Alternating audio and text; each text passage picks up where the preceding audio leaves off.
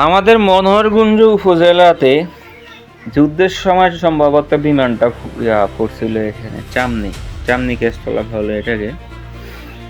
এটা হচ্ছে ডাকাতিয়া নদীর ঠিক পাশে। তো এটা আসলে আমি দেখছি ফেসবুকে দুই একটা পোস্ট আমি দেখছিলাম গতকালকে। আমি নিজে জুম দিয়ে জায়গাটা আনছিলাম, জুম দিয়ে আনার পরে আমি নিজে দেখছিলাম যে বিমানটা এখানে আছে।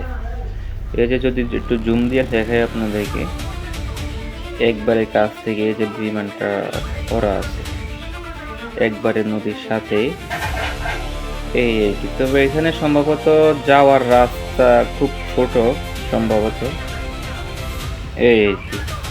তবে যাবো এক সময়, গিয়ে দেখে আসবো যে এই বিমানটা কি রকম অবস্থাতে আছে এখানে।